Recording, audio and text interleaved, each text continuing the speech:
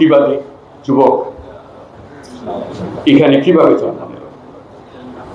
আমরা বলছি যে আমরা মহাকাব্য বলি, মহাকাব্যের নায়ক নায়িকাদের কাহিনী বলি। আবু সাইদ এই মহাকাব্যের নায়ক, সে নিজে রচনা করে দিয়ে গেছে এবং তার কারণে একটা পুরো জাতিকে আবার জাগিয়ে দুঃস্বপ্ন থেকে জাগিয়ে বর্বরতা থেকে জাগিয়ে আমরা একটা বর্বর জাতি হয়ে গেছি। সেটা দেখিয়ে গেল কত বড় বড় আমরা স্বাধীন জাতি বলতেছি, আমরা মুক্ত জাতি বলতেছি, আমরা বর্বরতার চূড়ান্তে গিয়ে বলছি। এই বর্বরতা থেকে মুক্তি পাওয়ার জন্য কি উপায় সেটা জানার জন্য রংপুর এসেছি। আবু সাইদের কাছে গেছি, তার কাছে মাপ চেয়েছি যে তোমাকে এই বর্বরতা থেকে আমি মুক্তি দিতে পারিনি, ভবিষ্যতে যেন এটা না হয়। এটি আপনারা সংবাদ মাধ্যম, আপনাদের মাধ্যমেই আমরা এটা জানতে পেরেছি। আপনাদের মহান শক্তি, এই শক্তিটাকে প্রয়োগ করে কিভাবে জাতিকে একত্র করা যায়, এক পরিবার বানানো যায়। কেউ কারো মারার জন্য নয়, আমরা মারার জন্য দেশ বানাইনি, গড়ার জন্য দেশ বানিয়েছি। এই জিনিসটা পরিষ্কার করার জন্য আপনাদের মাধ্যমে আমরা একটা পরিবার, সবাই সবাইকে রক্ষা করবো, সবাই সবাই উপরে ওঠার চেষ্টা করবো, সবাই মিলে এই জিনিসটা বুঝিয়ে দেবো। এবং যারা অপরাধী তাদের বিচার আমাদের করতেই হবে, তাহলে আমরা এটার থেকে মুক্তি পাবো না। কাজে অপরাধীকে আমরা বিচার করবো, যে নিরপরাধ তার উপরে কোন রকমের একটা অপবাদ লাগিয়ে দিয়ে তার উপরে আবার এটা খুব গুরুত্বপূর্ণ সময় পালন করছি। প্রতি মুহূর্ত অত্যন্ত গুরুত্ব, যাতে করে আমরা একত্র করতে পারি সবাই। কেউ আমাদের বিদেশি আক্রমণকারী না, আমরা গলাগলি করে বাঁচতে চাই, মারামারি করে না।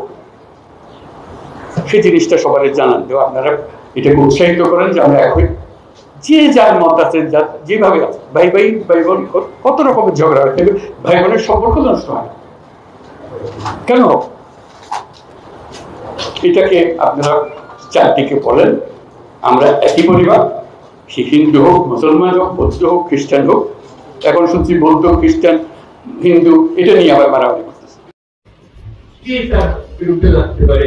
এদিকে মারামারি করলো, আবার যেখানেই এরকম অত্যাচার হবে তার উপরে কোন একটা অসিলা করে, ধর্মের অসিলা, অন্য কোনো অসিলা, সেটা রুখে লাগতে যা হয়ে গেছে সেটার দিকে আমরা মুক্ত হতে চাই, আমরা পরিষ্কার করে হতে চাই, আমরা নতুন আমরা পুনর্জন্ম লাভ করতে চাই, নিষ্পাপ জন্ম লাভ করতে চাই, বলাবলি করে করতে চাই। এই জিনিসটা আমাদের কাজটা হলো মানুষের প্রতি আবেদনটা জানানো, আপনারা সেই আবেদন ধন্যবাদ। এটা আমি সবসময় মনে রাখছি, আবারও বলব, এই জাতির সম্ভাবনা অসীম। এই জাতির যে তরুণ সম্প্রদায়, তার যে সৃজনশীলতা, তার যে উদ্যম অন্য জাতির তুলনায় অনেক অনেক বেশি। এই এতটুকু জায়গার মধ্যে আমরা 17 কোটি মানুষ থাকি। এই 17 কোটি মানুষকে আমরা আরো বহু করে নিয়ে যেতে পারি, শুধু এই ভোটাভুটি মারামারি করে এটা থেকে বাদ। আর তো কিছু নেই, তোরা তো জানাই সবাই কি করতে হবে। আজকে অন্যরা কি মনে করলো সেটা দুঃখ পাচ্ছে। এটা বড় কথা হলো যে আমরা নিজেদের আমাদের স্বপ্নটা, আমাদের স্বপ্ন আমরা বাস্তবায়ন করবো, এবং আমাদের স্বপ্ন বাস্তব, আমাদের যে স্বপ্ন, আমাদের যে ক্ষমতা, এটা যদি আমরা করি, পৃথিবীর মানুষ এমনি ভাবে। পৃথিবীর বহু দেশে তো যাই, দেখি এর চেয়ে ঘনিষ্ঠ একটা জাতি, পরিবারের মতো জাতি খুব কম শেষে। আমরা ভাগ্যবান জাতি।